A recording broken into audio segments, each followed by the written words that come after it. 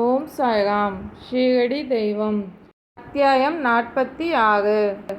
பாபா நாமாவளி மகிமை. பாவங்களை அகற்றும் பாபா நாமாவளி.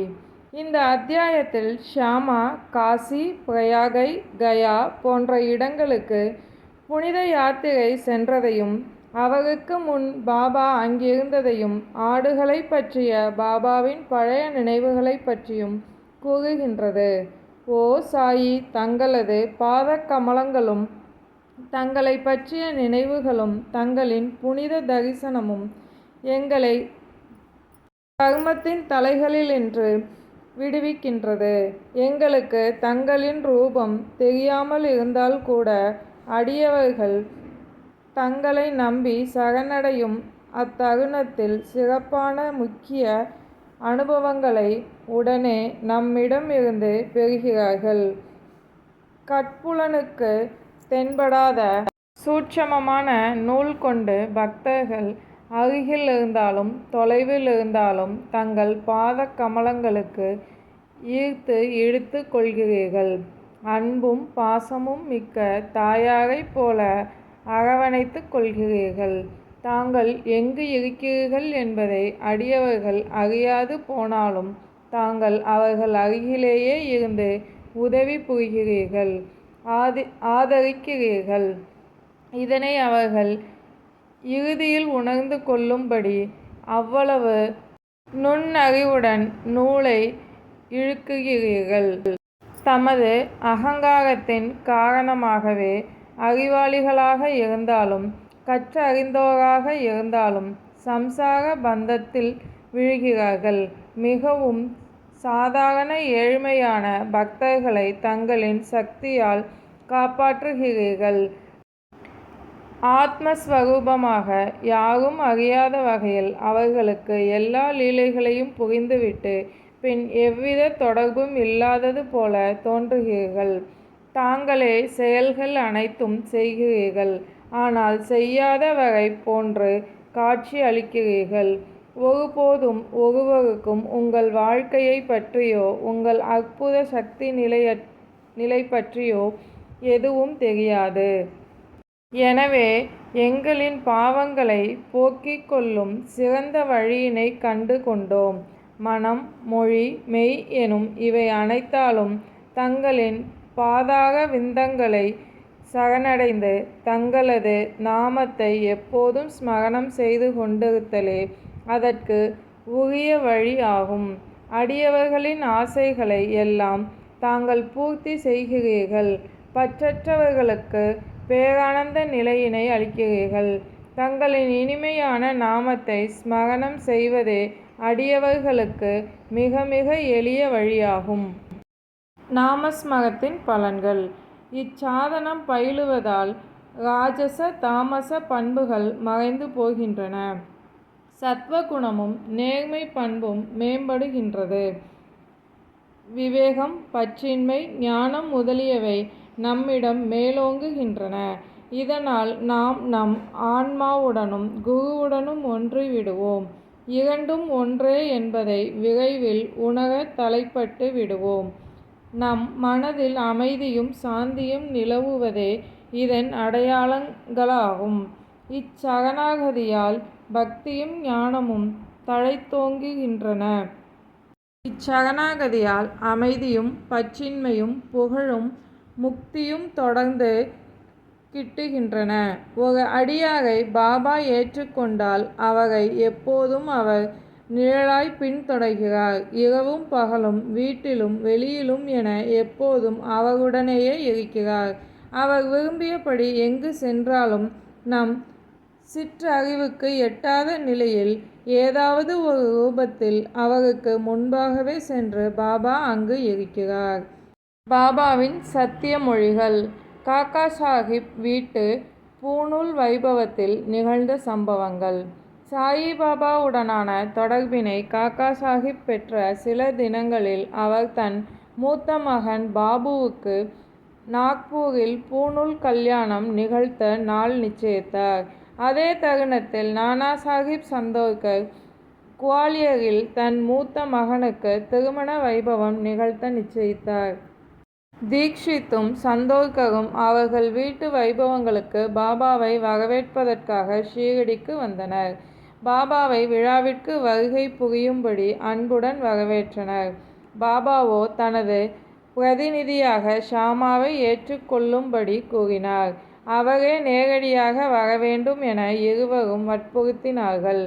அதற்கு பாபா ஷாமாவை அவர்களுடன் கூட்டிச் செல்லும்படியாகவும் ஷாமா காசி பிரயாகை முதலிய புனித யாத்திரைகளை முடித்து வரும்போது அவருக்கு முன்பாக நான் அங்கிருப்பேன் என்றார் பாபா. பாபாவின் இம்மொழிகளை நாம் நினைவில் வைத்துக் கொள்வோம். ஷாமாவுக்கு முன்பே பாபாவின் விஜயம். ஷாமா பாபாவின் அனுமதியை பெற்றுக்கொண்டு புறப்பட்டார். நாக்பூரிலும் குவாலியரிலும் நடைபெற்ற காக்கா மற்றும் சந்தோர்கரின் வைபவங்களில் கலந்து கொண்ட பின் காசி பிரயாகை மற்றும் கயாவிற்கு செல்ல தீர்மானித்தார். அப்பா கோத்தேவும் அவருடன் வருவதாக சொன்னார். இருவரும் நாக்பூரில் காக்காவின் வீட்டு பூணூல் வைபவத்தில் கலந்து கொண்டனர். காக்கா சாஹிப் தீக்ஷித் ஷாமாவுக்கு ரூபாய் 200 கொடுத்தார். பின்னர் அவ்விருவரும் குவாலியர் சென்று சந்தோர்கரின் திருமண வைபவத்தில் கலந்து கொண்டனர். அங்கு ஷாமாவுக்கு நானா சாஹிப் 100 ரூபாயும் அவர் சம்பந்தி ஜடார் 100 ரூபாயும் கொடுத்தனர். அதன் பின்னர் ஷாமா காசிக்கும் அயோத்திக்கும் சென்றார். காசியில் உள்ள அழகிய லட்சுமி நாராயணர் கோவிலிலும் அயோத்தியில் ராமர் கோவிலிலும் ஜடாவின் மேனேஜரால் ஷாமா நன்கு வரவேற்கப்பட்டார். அச்சுறுத்திய பிளேக் நோய். ஷாமாவும் கோத்தேவும் அயோத்தியில் 21 நாட்களும் காசியில் 2 மாதங்களும் தங்கினர். பின்னர் அங்கிருந்து கயாவுக்கு புறப்பட்டனர். ரயிலில் செல்லும்போது கயாவில் பிளேக் நோய் பரவி இருக்கிறது என்பதை கேள்விப்பட்டு கிளேசம் அடைந்தனர். அன்று இரவு கயா ஸ்டேஷனில் இறங்கிய அவர்கள் அங்குள்ள தர்மசாலையில் தங்கினார்கள். காலையில் அங்குள்ள கயாவாலா யாத்திரிகளுக்கு உணவும் தங்குமிடமும் அளிப்பவர். அவர்களிடம் யாத்திரிகள் எல்லாம் புறப்பட்டு சென்று விட்டார்கள் என்றும் அவர்களும் புறப்பட்டு செல்வது நலம் என்றும் கூறினார். அப்போது ஷாமா கயாவாலாவிடம் கயாவில் பிளேக் நோய் இருக்கிறதா என்று கேட்டார். அப்போது எதுவும் இல்லை என்றார் கயாவாலா.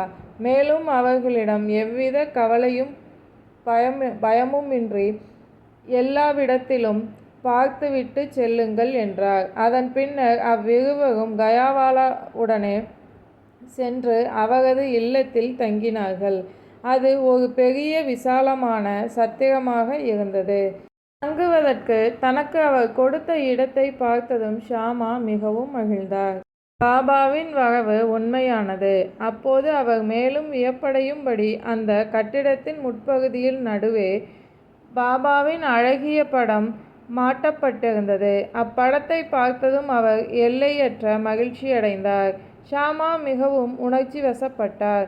அவர் காசிக்கும் பிரயாகைக்கும் சென்ற பிறகு ஷாமாவுக்கு முன்னதாகவே நாம் இருக்கிறோம் என்ற பாபாவின் மொழிகள் அவர் நினைவுக்கு வந்தன. கண்களில் கண்ணீர் பொங்கியது. உடலெங்கும் மயிர்கூச்சலிட்டது. தொண்டை அடைத்து தேம்பி அழத் தொடங்கிவிட்டார் ஷாமா. அங்கு பிளேக் நோய் இருப்பதாக எண்ணி பயந்து ஷாமா அழுகிறாரோ என கயாவாலா நினைத்தார். மேலும் வியப்பை தந்தது. பாபாவின் பெரிய படத்தை கண்டு உணர்ச்சி மேலிட்ட ஷாமா கயாவாலாவிடம் பாபாவின் இந்த படத்தை எப்போது எங்கிருந்து அவர் பெற்றார் என்று விசாரித்தார். கயாவுக்கு வரும் யாத்திரிகளின் வசதிகளை கவனித்துக் கொள்வதற்காக அவருக்கு மன்மாடிலும் புன்தாம்பேகிலும் 200-300 ஏஜென்ட்டுகள் வேலை செய்வதாகவும் அவர்கள் மூலமாக பாபாவின் புகழை கேள்விப்பட்டதாகவும் அவர் கூறினார். அதன்பின் 12 ஆண்டுகள் கழித்து ஷீரடிக்கு சென்று பாபாவின் தரிசனத்தை பெற்றதாக கூறினார். அப்போது ஷாமாவின் வீட்டில் மாட்டியிருந்த பெரிய பாபாவின் படத்தை பாபாவின் அனுமதியுடன் அவரிடம் கொடுத்ததை ஷாமா பின் நினைவு கூர்ந்தார்.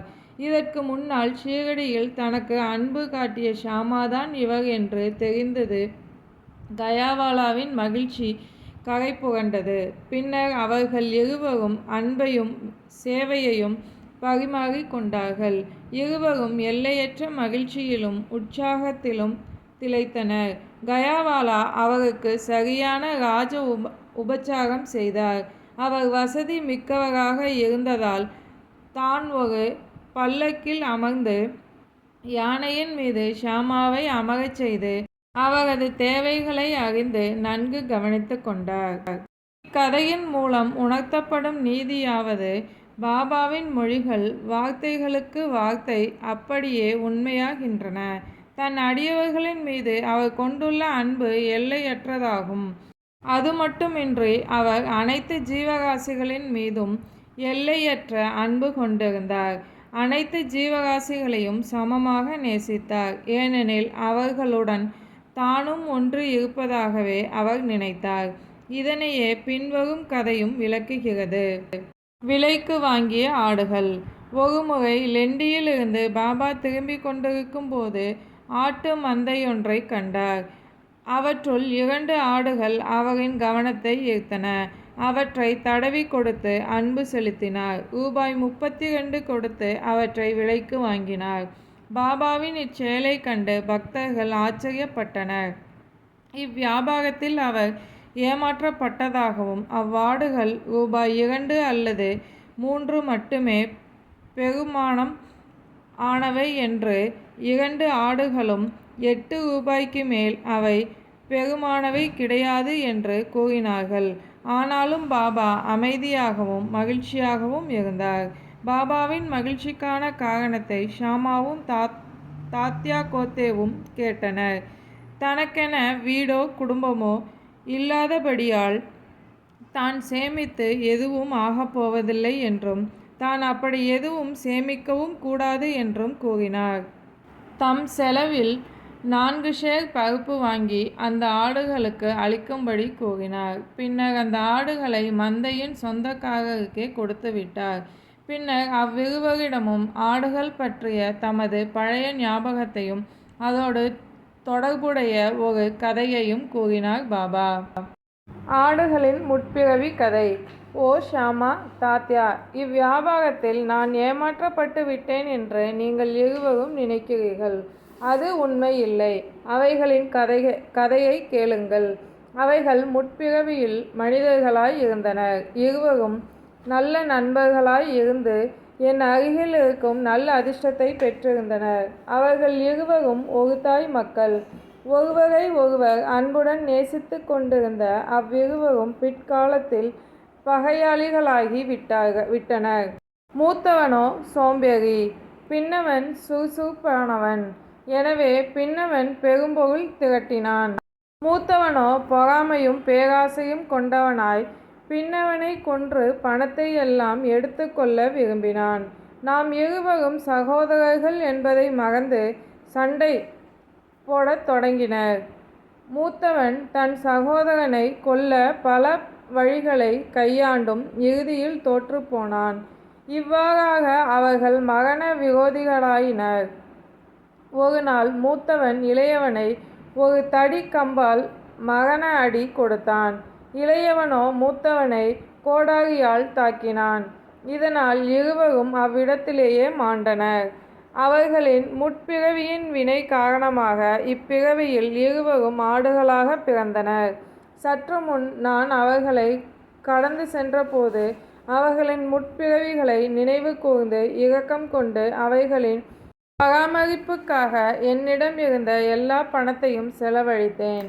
ஆனால் நீங்கள் என்னை குறை கூறுகிறீர்கள். என்னுடைய பேரத்தை தாங்கள் விரும்பாததால் அவ்வாடுகளை மேய்ப்பவனிடத்தில் அனுப்பிவிட்டேன் என்றார். இது ஆடுகளின் மீது சாய் கொண்ட அன்பு, அவரின் ஈடில்லா கருணையை காட்டுகிறது. ஓம் சாய்ராம். சாயின் வார்த்தைகள் மீது நம்பிக்கை வைப்போம்.